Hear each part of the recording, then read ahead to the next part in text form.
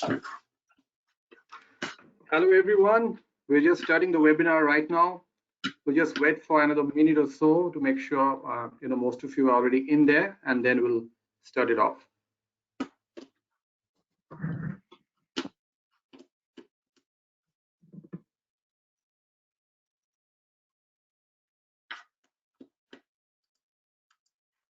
So good morning, good afternoon, good evening everybody, depending on where you are. First of all, a very warm welcome and thank you to all of you for choosing to participate in this webinar that we have organized today. So in the webinar, we are going to be discussing various ways to deal with supply chain uncertainty, and that's where we are bringing in some of our advisory and practitioners' experience and be keen to share that with you. I am Indranil. I am going to be the moderator for the event today. I am the VP of Digital Experience Line of Business for ITC, based out of London. Been with the company for the last 12 years, worked extensively in the area of CPG and other supply chain based industries. I've been joined by Mr. Amit Paul from ITC Infotech and Mr. Bob Deviki of Anaplan today. So before we go further, I would like both Amit and Bob to introduce themselves. Right. Hi, good morning. Yeah, thanks, Indranil. Yeah, good morning, good afternoon, good evening, everyone. I'm Amit, and I lead the intelligent planning and solutions capability at ITC Infotech. I spent close to a decade and a half working on various business planning and analytics problems for leading consumer goods manufacturing retail clients across the globe. I'm glad that all of you could be here today and hope you really find this session useful.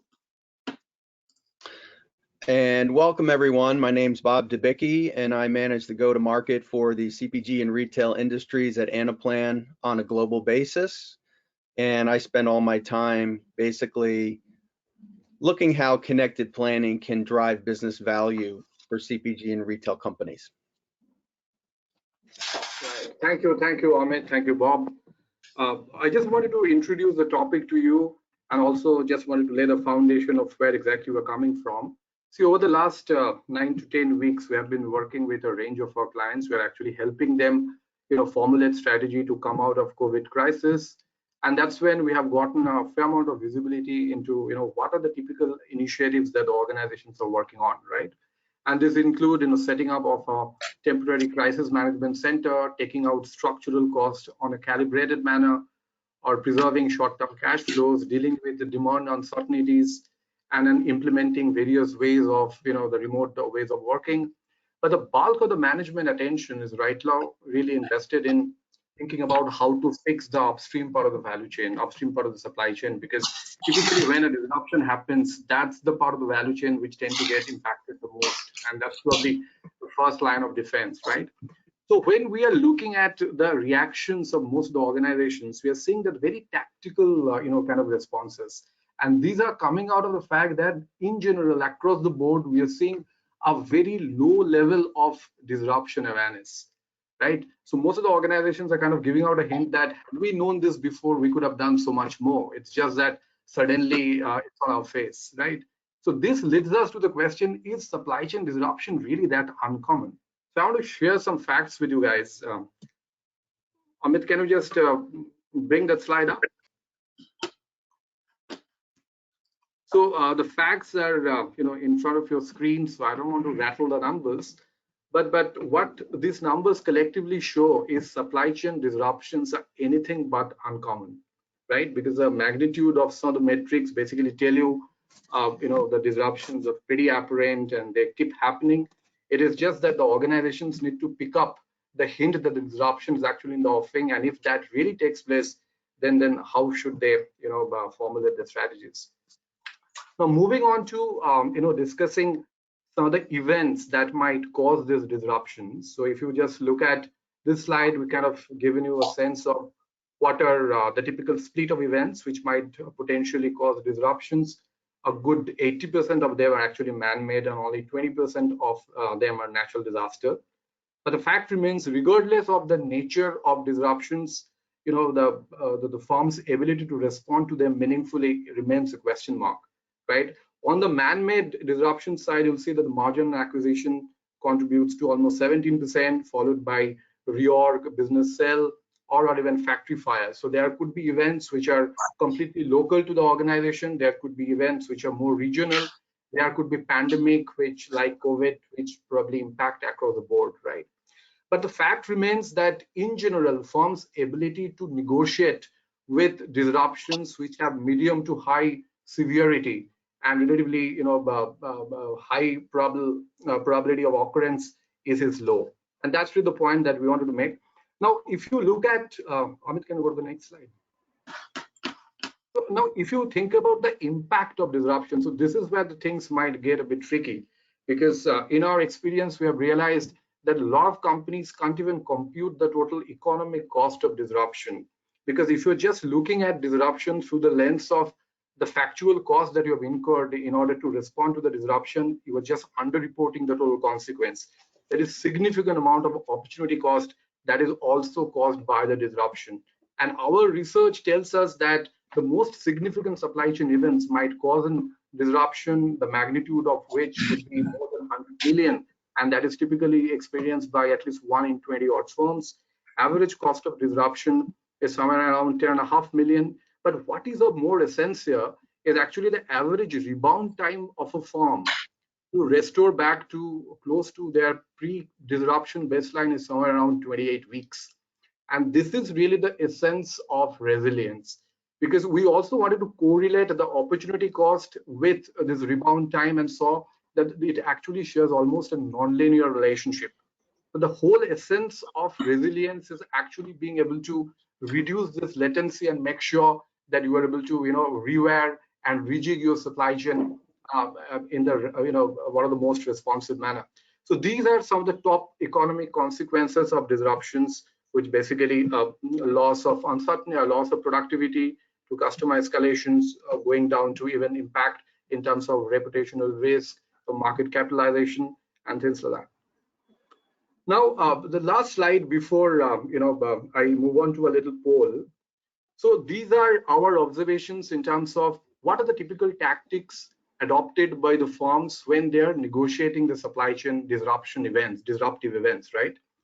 So if the nature of events are of low to mid severity and their frequency of occurrence is also low, we have seen most of the firms are kind of well equipped because they can navigate using their inventory strategy. They might pre-build, they might adjust the short-term production planning and short-term supply plan to be able to come out of that.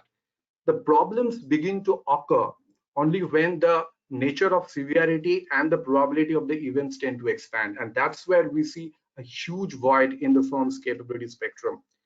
And that's the rate part that you really see, because a core essence of a resilience capability is really reliant on a firm being able to orchestrate different, otherwise disparate capabilities in a completely seamless manner. They need to have a very strong early warning capability.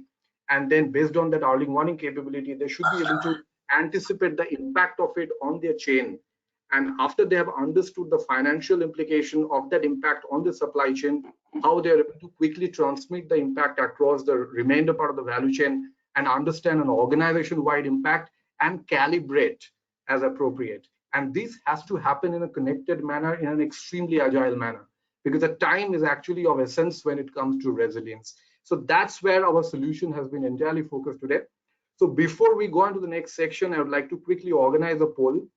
And the objective of this poll is basically to get a sense of how familiar are you with the disruptive events in the context of your own organization. So you'll see a question popping up in your screen. So if you can kindly answer that. And this question is going to be there in your screen for the next 55 seconds. And once you have submitted the answer, I would like to quickly tell you what the outcome of this poll is.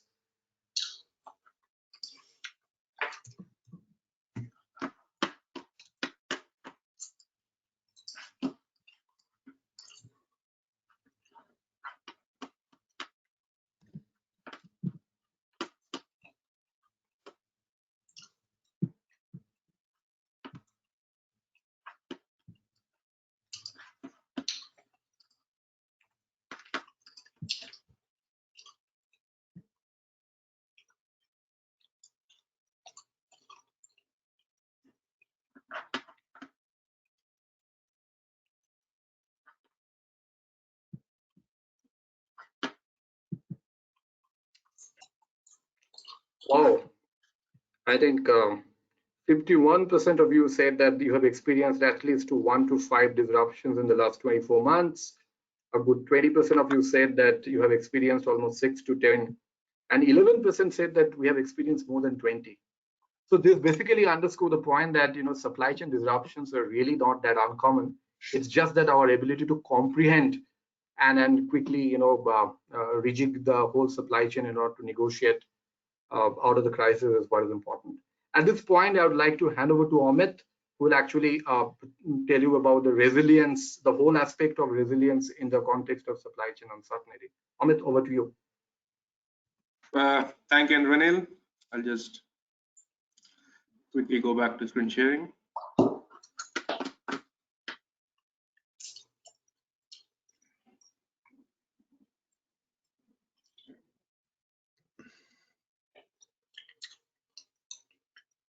Right.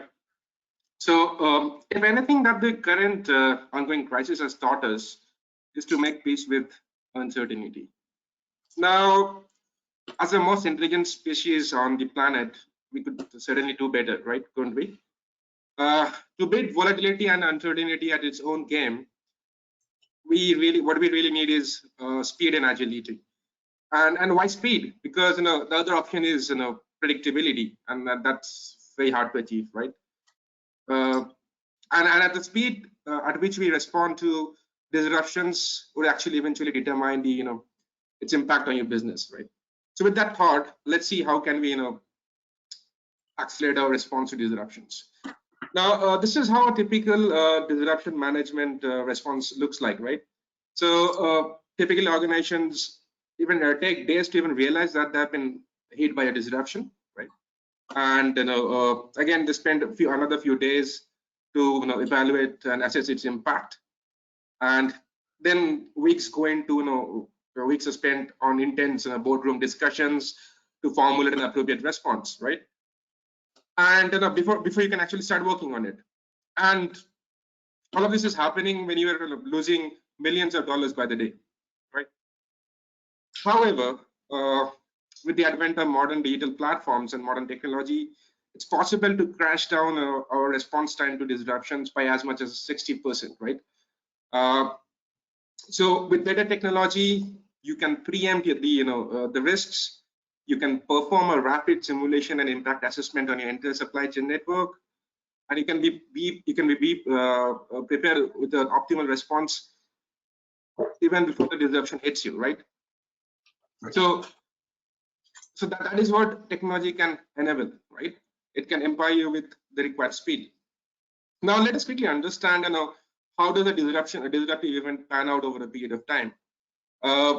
Assuming that a disruption has occurred somewhere deep in your supply chain, you'd probably take weeks or even a month to even realize that you have been impacted, right?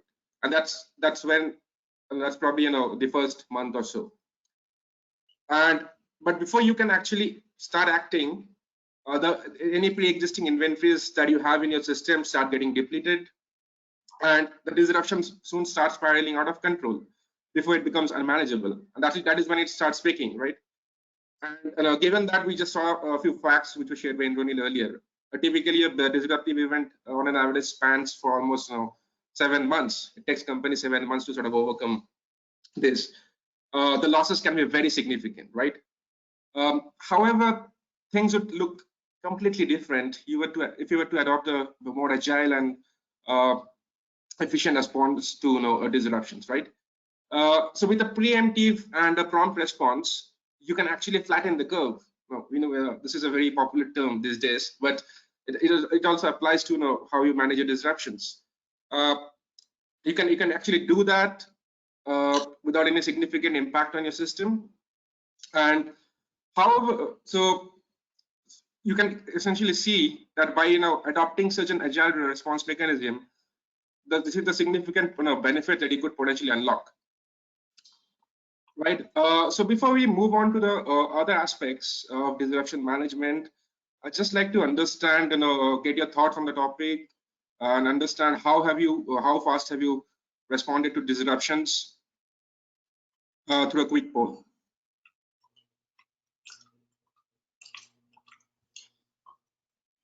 So yeah, we'd like to understand approximately, how long have you taken typically to formulate a disruption mitigation strategy from the time when you saw a disruptive event?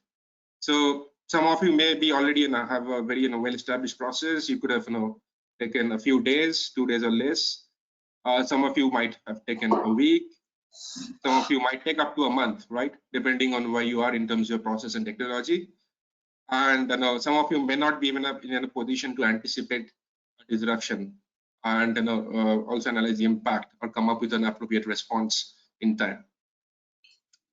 So you have around 50 seconds before we'll look at the results and see what the trends are telling us.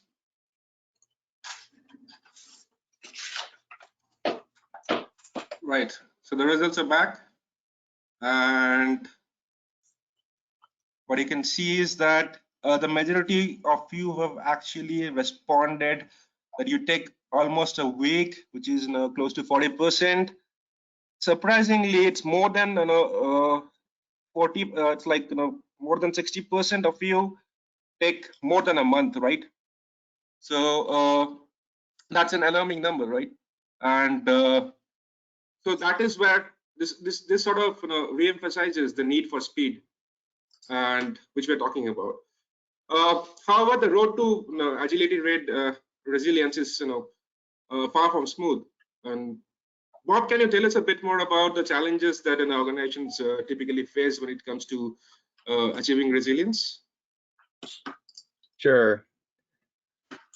Thanks, Amit. So yeah, there's several key needs that we're seeing out in the marketplace. This is through discussions with our customers in the last 60 days, and then thinking out at another 2 to 3 to 4 months from here.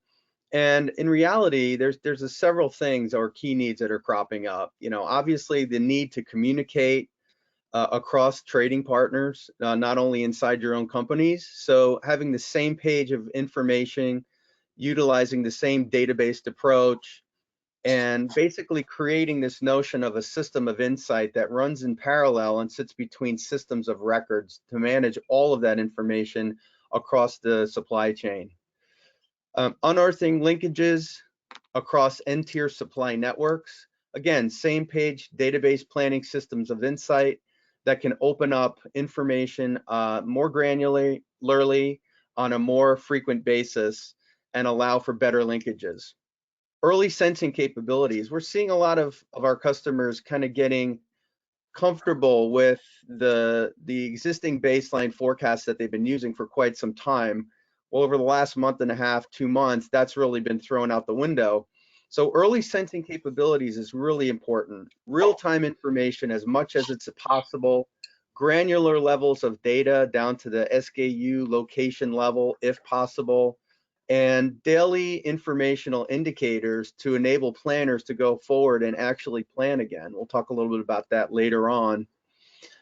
Using technology for rapid simulation, scenario planning, and planning ahead for disruptions. Obviously, the notion of doing scenario planning is key right now to develop different options and to make the best educated fact-based guess. You really need a platform that can embed modeling capabilities, data science capabilities, and one that can also include machine learning and AI where needed or where possible, so that decisions can continue to grow and improve. And as that daily forecasting becomes more ubiquitous across the enterprise and outside your enterprise, the system continues to learn from itself. And then finally, this notion of cohesive response to distributions through what we call connected planning system. I at Anaplan and the whole Anaplan family is working with customers to provide real-time connected planning ecosystems which bring together people, plans, and information to address all of these challenges in a way that's more efficient, more effective, and drives top line and bottom line growth. And with that, I'll turn it back to Amit. We can continue. Right, Bob. Before we proceed further, we'd just like to have a quick poll again. Maybe just see what our audience thinks about the challenges that they face.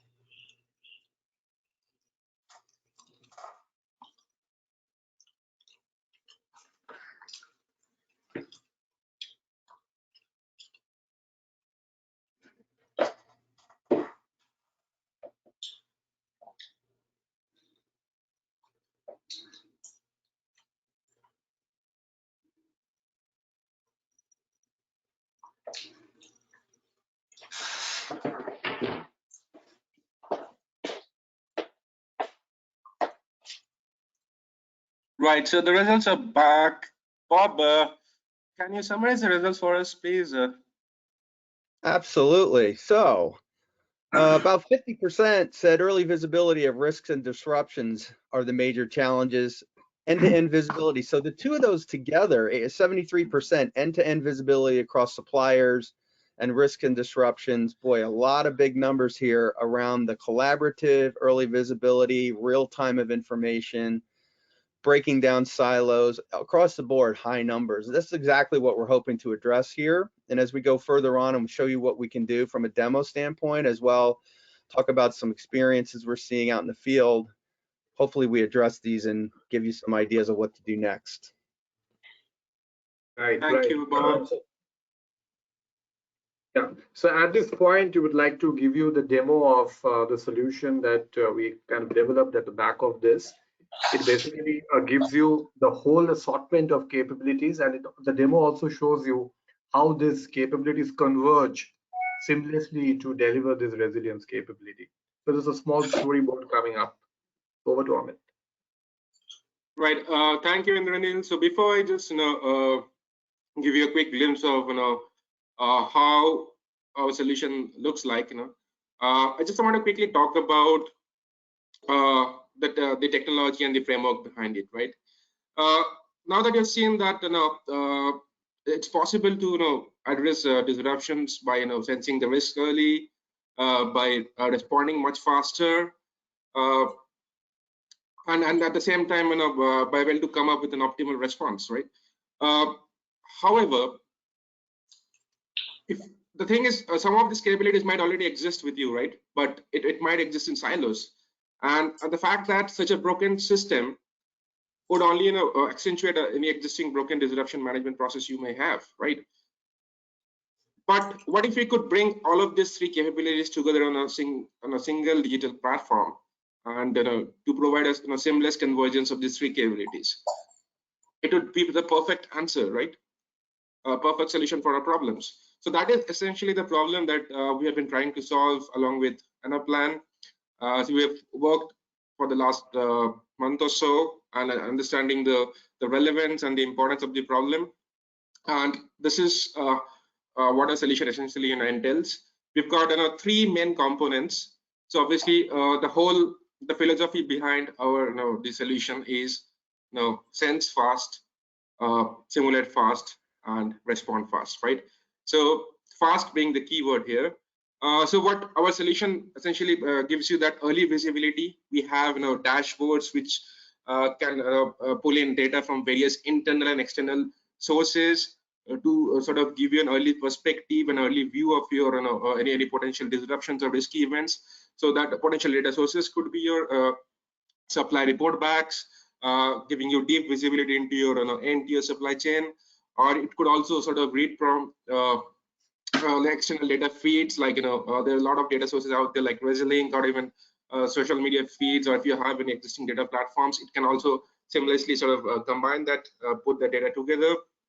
So apart from that early visibility, what we have at the heart of the solution is a supply chain simulator, right? And obviously, and what as you have most of you have responded, right? So you a lot of you don't have the capability to sort of anticipate and assess the impact of potential disruptions on your overall supply chain, and most importantly, how is it going to impact your bottom line, right? So that is the capability that the solution offers. Right from it offers you to the ability to sort of model and profile various types of disruption events, be it natural disasters, or it could be man-made incidents, right from labor shortages to factory fires. It could be anything, right? At the same time, you have the ability to sort of create various scenarios here, and the solution also offers an inbuilt optimizer, which not only helps you assess the impact, it also helps you come up with an optimal disruption mitigation response, right? It will automatically identify the risk and find the optimal solution to your to such a disruption, right? And eventually the solution also extends the concept of resilience further into the enterprise. It's not just restricted to the upstream of your supply chain. You can actually connect this to other areas of your business, be it your sales, be it your finance. You can going forward, you can also sort of evaluate the impact it might have on your working capital, cash flows. It will give you insights in terms of any supporting promotion that you might need to run to simulate the demand, so on and so forth, right? So without further delay, I'd just like to take the opportunity to give you a quick glimpse of the solution that we have. So this is how the solution sort of looks like. With a click of a button, it's entirely in a cloud-based. You can log in, and the moment you log in, depending on your role, you will see your customer's dashboard, and this sort of gives you the entire view that we need. And it combines the solution, as you can see. It combines all the three capabilities that we have been talking about, right from risk sensing, simulation, review of the impact, right? At the moment you log in, you can immediately see the any potential disruption alerts, and then you can immediately start jumping into the action without further delay, right? And and the best part is, if you're already using an existing planning solutions, if you're already on some other planning solutions, you can actually bring in your planning data. If you already have your baseline demand plan, supply plans, SNOP, you can already connect this to a sort of a disruption management solution, right? Let's just take a look at get into the sort of early visibility part of it, right? So we spoke about the ability to sort of bring in various external event data as well as internal event data, right? And so ResiliLink is one of the very popular sources in terms of reporting disruption alerts all over the world. There are other similar service providers. So if you subscribe to such a data source, you can seamlessly integrate this into the system, and immediately you go to this dashboard. You can immediately see how many active events are at play, how many supplies have been impacted, how many parts have been impacted. You can scroll down further. You can actually see the event bulletins flash up. You can see the type of the event, the severity, and the impact of the event, right? And you can also see that, for example, and if you were to sort of drill down on this particular event, for example, I just click on this event, I'll immediately see the supply sites that will get potentially impacted by this event, and I can also sort of visually see like the impact it will have on my supply chain nodes, right? So it's very intuitive for a planner or a supply chain professional to sort of anticipate the potential disruption impact, right? And what you could also do is, if you think that some of the disruptions are high impact disruptions, you can just select the ones you want to focus your attention on, right? And then you can take this further for simulation. Similarly, you also have a sort of a global supply chain network view here, where you can immediately see what are the various events and risks at play across a global supply chain network. You can see not only your tier 1, tier 2, tier 3. So you can, so right now, for the purpose of demonstration, we just got data set up for a 3-tier supply chain, but it's not limited by the number of tiers you have. As long as you have the data, we can quickly map this, right? And you can at one click you can see the overall supply chain network here, right? So this was about the how can you sort of seamlessly bring in external risk data here. What you could also do is you could similarly sort of for example, if you already have a supply collaboration system in place, and if you're already getting several report backs from a supplier on a frequent basis, what you could do is you could also similarly bring in those monitor those leading indicators and KPIs on a frequent basis, all here without having to go into a different system, right? So, and this would sort of flag up any risk from your internal data sources. For example, let's say you have a number of tier 1 suppliers here. These are your strategic suppliers. You could look at various metrics over here, and some of them could be more leading metrics, not just their OT performance, or you could also potentially look at the defect rates, the FT productivity, number of shifts that they're running, right? And this is where a solution, a cloud-based solution like this is very handful, because if you do not have a system to capture this data today, you could actually use the solution for extend the solution for the purpose of supply collaboration, where they could actually do the report back on the solution itself, right? So let us just pick up our trend from the data here. But we can clearly see here that one of my Chinese suppliers here is like, the Guangzhou manufacturing. I'm seeing a sharp decline in their OT performance in the last few months, right? And as compared to its peers, and at the same time, when I look at other things like FT productivity or defect rates, I also see a sort of sharp increase in its defect rates, right? And when I look at some of my labor-related metrics there, I'm seeing some challenges there. For example, FT productivity for that supplier has been declining, right? So when I sort of start looking at some of these leading indicators, right, this might indicate a potential problem in the supply chain, right? Or this may point towards a potential issue on the labor side. Maybe they're looking at a labor and potential labor unrest, and this Chinese supplier being one of my preferred suppliers, right? Even though I have a number of suppliers across the globe, the assumption is I rely on this supplier to source a bulk of my materials because of the cost advantage that they give, right? So this might significantly impact my supply chain, right? So given such a scenario, what we could do is we'd obviously like to simulate the impact of such a potential disruptive event, right? So I'll just quickly move on to, I've covered the external events part. I'll just quickly move on to the risk simulation side of things, right? Now, we have spoken about how to sense and spot risks, right, using both the internal and external feeds. But how do we simulate the impact of risks? So this is where this our risk simulation capability is quite handy. So what you can do is with just a click of button, you can create and model any sort of risk event you want. You can define various characteristics of a disruption event, and you can select the scope of its impact, right? So just to and what you can also do is, as I showed you in the previous dashboard, you can select any of the predefined disruption alerts, and you can just with the click of a button you can move them to the simulation screen, as you can see it here, right? So for example, you can define various characteristics of a disruption event. So in terms of for example, what is the category of the risk? What is the scope of its impact? It could be a regional event or a country-specific event or a supply site-specific event, right? So you can define events of varying scope. And obviously, in terms of the impact of the event, it's important for us to understand, right, the impact on three, I would say, key supply parameters. Obviously, on how it might result in a cost escalation. Will it have an impact on your lead times, right? Will it have an impact on the suppliers or the supply nodes capacity? And obviously, when you're talking risks, there's always a likelihood or probability associated with it. You can also play around with the sort of the time frame for each of these risk events. You can create various scenarios to see that what could be the potential impact if the event was to extend for more than 3 months, 4 months, 6 months, right? So for the purpose of this demonstration, I'm going to focus on the Chinese supplier side disruption, which I was speaking about, the Guangzhou manufacturing with a capacity impact, and I will also focus on sort of a global sort of a COVID outbreak sort of a disruption event, right, which has an impact on my global network.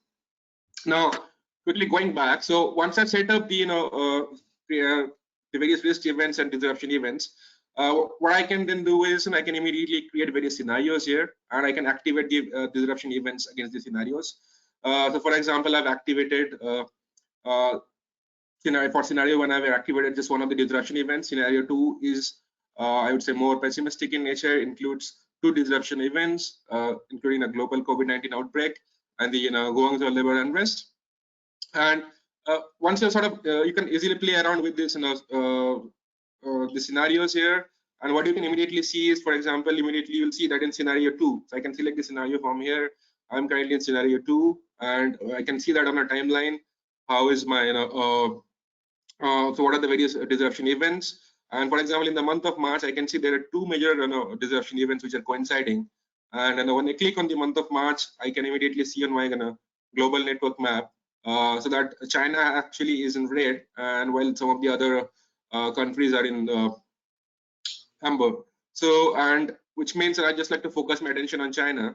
I click on China here. Immediately, I can zoom down into the supply sites I have in China, and immediately I can pull up all the suppliers I have. Not only tier 1, I can go as deep into the supply chain as data would permit me, and I can immediately see on a sort of the map which are the supply sites which are impacted at an overall level, right? So now that we have set up the disruption events, we have modeled the impact it might have and the likelihood it might have and the timing of such events, right? What we can do is we can get into straight away into business without losing further time. So obviously, now that we have set up all the disruptions, right?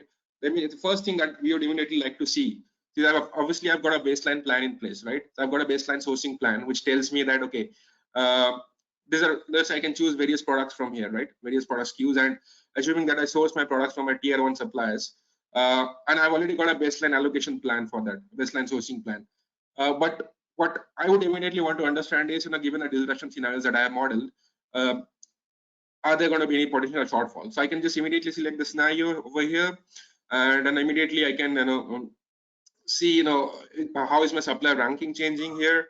Any potential supply shortages will get flagged, right?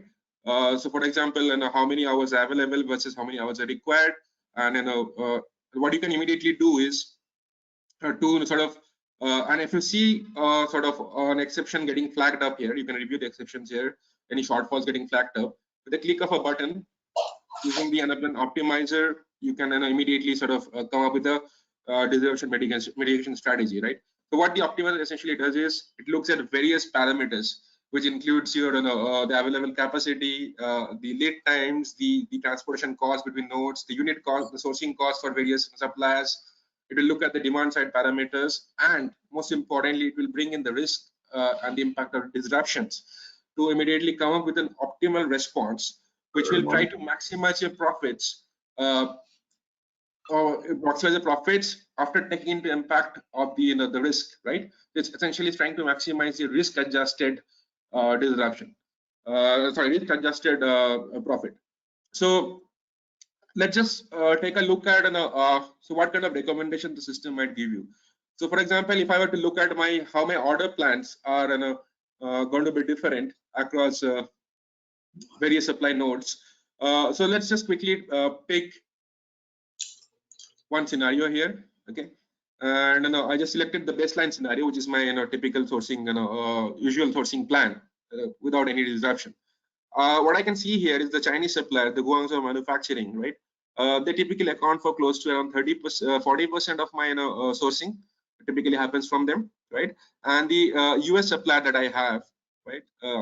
I typically don't source from them unless it's a peak demand month and I need some extra capacity, right, to fulfill any shortage I may have, right? And you can clearly see that I am not. There is typically no sourcing done between Jan and May from the US supplier. However, if I were to pick a disruptive event scenario, let's just go for scenario 2. The sourcing patterns are completely different now. How so? You can clearly see that the Chinese manufacturer, my sourcing percentage from them has come down significantly. So it was compared to 40% earlier, it's just close to a little less than 20% now, right? So, and what has actually happened is, you can see I'm procuring more from the US-based supplier. Even though the fact is that the US-based supplier, it's a local supplier, the OEM is based out of US, it's a local supplier, but when you look at unit costs, they're more expensive, significantly more expensive than a Chinese supplier. However, when you bring in the impact of disruption, and when we created a couple of disruption events which impacted the Chinese supplier, and we created a global sort of event, which COVID-like event, right, which sort of has severely incapacitated a lot of our production capacities. So which means the system is smart enough to figure out that you need to cut down your reliance on this particular supplier, your preferred supplier. Even though the US supplier may cost you more, it's actually it may be a smarter option to sort of hedge your risk by diversifying your sourcing to different geographies, right? So that's what the optimizer automatically do. And you also at the same time, what you can also do is you can go back to the you can look at the optimized order plan. You can make manual changes here as well, right? So you have the both. You have the option to stick with the machine recommendation, or go ahead with your own adjustments, right? Similarly, what you can do is I've just shown you that how it can automatically recommend any corrections required in tier 1 sourcing. Similarly, will do that in case of your tier 2 and tier 3 suppliers, and you can actually skim through and browse through all of your supply chain tiers, And for example, I'm currently on tier 2. You can follow a similar process, and then you can review the order plan and look at any potential shortfalls. And immediately you can also see any exceptions and shortfalls will get flagged here, and you can click on this, and you can immediately sort of go to a dashboard, and you can drill down into the source of any exceptions that are there in your network. For example, you click on July, and in the I'm currently in scenario 2. You can bear in mind in scenario 2, which is a highly disruptive sort of a scenario. I can figure out the source of my shortfalls. I can drill down by SKU here. I can drill down further in terms of supply sites. I can go down to any level of my supply chain network hierarchy or my product hierarchy, right? You can also sort of immediately see what is the projected lost sales impact of such a shortfall, right? Shortfall in terms of number of finished goods units, right? And you can and the shortfall is broken down again by your supply tiers, right? Let's just quickly going back. You can continue the your overall journey here and continue move on from tier 2. You can go to tier 3, right? But while you're making adjustments to the plan, it's very important for you to understand what's the financial impact, right? And that's something which emerged as an important point during the polls. So, and this is where everything sort of comes together. Immediately, you can actually see the financial impact this might have, such disruptions might have, and you can sort of compare the various scenarios, your baseline plan against the disruption scenarios against each other, and immediately you can see various key financial metrics. You can see the waterfall right from your revenue till your gross profit. You can look at any potential lost sales, any impact on your cost of goods sold, any inventory carrying cost that you might incur because of post-mortem or any other pre-built strategies that you might have taken or the system is recommending. And so what you can clearly see is that the profit for scenario 2 is less than $1 million here, as opposed to the baseline scenario of 1.3, right? Which means the disruption is going to have an impact on the supply chain. However, bear in mind the waterfall, the financial that you're seeing here is after we have sort of adjusted the disruption impact to the extent possible. So system is smart enough to sort of recommend the optimal disruption strategy. By that, you have been able to arrest the impact of your disruption to the extent possible. You have minimized your lost sales. Obviously, there has been some lost sales, some forecasted lost sales. It forecasted to be around 200K, but without such a mitigation and a rapid simulation and rapid response in place, you would have incurred a far greater loss, right? You might, in terms of financial outcomes, right? So that is, so, and you can see other various, other financial metrics, be it your sales, gross profit, working capital, so on and so forth. So quickly moving on, we've just, I just want to quickly show you something, an ND demonstration with a functionality which might be of help to you. See, so one thing is what the solution does for you is, obviously it will helps you anticipate, simulate, and come up with optimal response to disruption so that you can build a resilient supply chain. But it will also help you, identify any potential points of failure in your supply chain. We have a lot of visualizations that you can, for example, through such an interactive network visualization, you can select these scenarios here, and for each scenario, you can see the sort of, let's say, the sourcing percentage or the percentage of finished goods that flow through each leg of your supply chain. And one trend is clearly emerging here. If you look at this particular node in your supply chain, you can see almost 88.5% of your material flows actually happen between these two nodes, right? Between this tier 3 supplier, the Chinese metal supplier, and the US fabricator, right? Which means if a disruption were to potentially happen in either of these nodes, it has the impact, like it has the potential of upsetting your entire supply chain system, right? And by design, this is a problem which is by design, which means you can pick up this sort of early signals from here, which might help you sort of mitigate your risks. So I think I'm just conscious of the time here. I'll just I'll just quickly go back to our presentation and on this. Yeah. So now that you have seen what the solution can do for you, right? And we have been talking a lot about supply chain so far. We would understand, right? Now, how can we extend this to beyond supply chain? What about finance? What about marketing? What role can they play? I'll request Bob to sort of enlighten us with his views on like how connected planning can help you build a resilient enterprise. Thanks, Amit. So just want to spend a few minutes talking about, okay, so now we've showed you some challenges, we've talked about some solutions and connected planning. What do we do? Where do we begin? What do we do to start? I want to serve up 4 focus areas. These are kind of the crux of what we're hearing and what we're seeing in our customer base all over the world.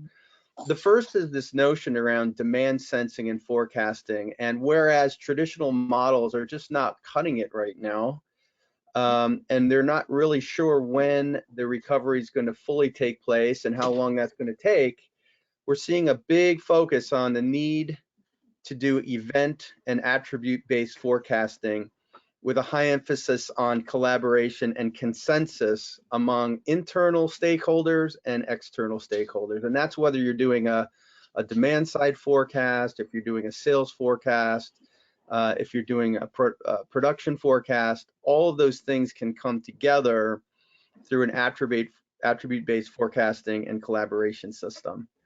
The other one is to really design and put the emphasis on a single group of people who are accountable and authorized and incented to drive value from a forecasting standpoint. So setting up some notion of a command center that can help you evaluate your supply versus demand, make the quick decisions outside of what has traditionally been the standard S&OP process, right? No longer relying on those traditional baseline forecasts, but really getting in there and tackling this problem with a focused group of people who have the authority to drive some value. Obviously, scenario planning is big. Existing math and algorithms are not going to cut it right now. And the planners need tools and information to begin to do their job better, right? So let's get them back into doing that deep dive scenario planning, coming up with different options, understanding the trade-offs, coming up with a value-based decision-making process, and go ahead and explore potential recovery scenarios. And then this whole notion, and we did a poll a minute ago about collaboration and visibility. We have to get the right people inside the organization to see the plans from their point of view, but to still be able to collaborate on those plans. And that's not only internal forecasting plans, that's external forecasting plans with your trading partners, your supply chain, your vendors, all of the above. And if we go to the next slide,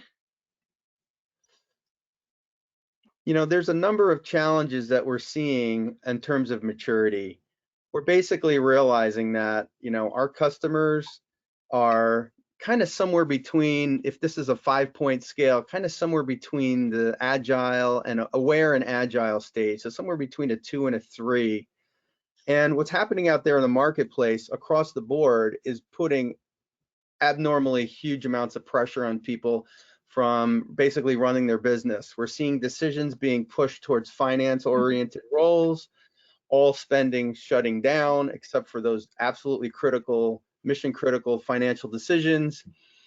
Getting through this maturity curve requires a lot of capabilities. But if you go to the next slide, Amit, really just to summarize it into 5 key things that you need to think about. If you remember nothing else, remember these 5 things, because we think these in a building block framework will get you where you need to go. So this notion of on-demand and dynamic access to information, not pulling spreadsheets, not, you know, dumping data into access databases, but literally attaching the system of insight to the system of record and seamlessly bidirectionally pulling that information, you know, working with it, doing your forecasts and pushing it back is going to be a huge differentiator in the near term. The ability to go very deep and granular in information, that goes without saying, down to the SKU, location level, up to the, you know, time frequency that makes the most sense for you. Taking all of that information and all that real-time access and allowing your key business planners to do true scenario-based forecasting, come up with the right scenarios, understand the value that they can bring, the trade-offs, and go forward with them, and then reevaluate them later on to tweak them and improve them.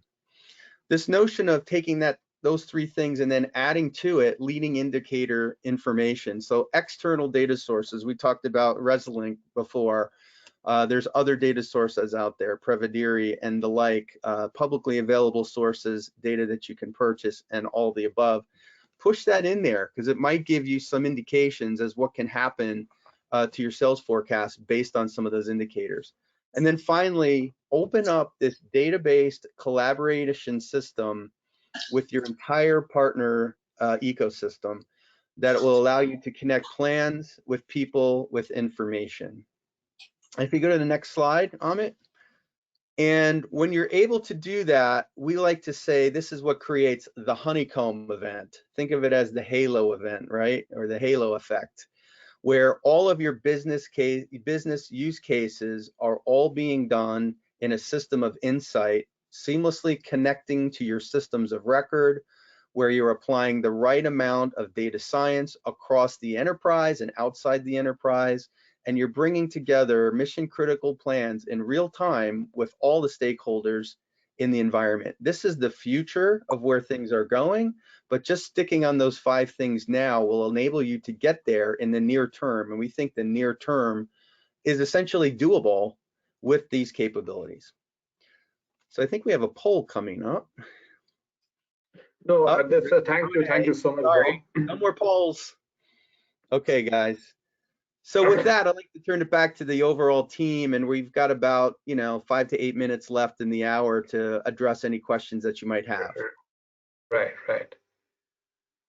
So I can see the first question coming from a gentleman called Adam. Adam is saying that for a global organization of our nature, where we have too many applications for the supply chain and for other different processes, where do we begin? Because for us to be able to get this capability, it seems that we need to integrate too many applications. So where do we begin? So Amit, would you like to take that question?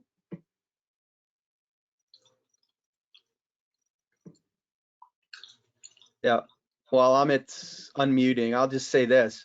There are a huge number of supply chain solutions that our customers are using, but they're also using a number of non-application applications like, personal productivity tools, Excel spreadsheets, and things like that. So it's just proliferating the problem. Connected planning alleviates that problem by centralizing all of the supply chain activities from a planning standpoint in one place with the seamless access back to the source systems of data. And over time, as that begins to work for you, you can kind of, sunset some of those things that are duplicative, and you can fill the gaps in the white space with a connected planning solution and run more efficiently. So Amit, if you're able, you can comment on that as well. Thanks, Bob. Yeah, the other point I just like to call out is achieving such a strategic capability like resilience. It's not going to happen overnight, right? So obviously, you could start your journey with a more a precisely scoped pilot. Maybe you could start by looking at one of your categories, maybe your most important key category. Maybe start looking at a particular geography if you're in a global business, right? Try implementing something like this with a part of your supply chain, certain key suppliers. Once you start seeing the results, you start bringing in the entire supply chain data, right? Right after that, and within Anaplan, what you can do is you can use the Anaplan data hub to sort of combine data from various primary supply chain data sources or even your external data feeds. You can seamlessly combine them together, and you can put together a capability like this. So, but yeah, we recommend that you start small, start with a pilot, and then you scale up gradually over across, time. other categories. Thank you, Amit. So I'm just being conscious of time. We'll be able to take just one more question, but before that, I'd like to tell you that at the end of the second question, we'd like to have a quick feedback from you. So before you sign off, please do respond to that survey so that we can learn and improve ourselves from the next webinar. So the second question is actually from Neil. He is asking this, Bob, this question is actually for you. He is asking, how do other functions participate in bringing resilience as an enterprise capability? He's saying that you guys have covered a whole aspect of supply chain, but how do other functions kind of participate in providing the resilience capability of the organization? Would like to take that? Sure.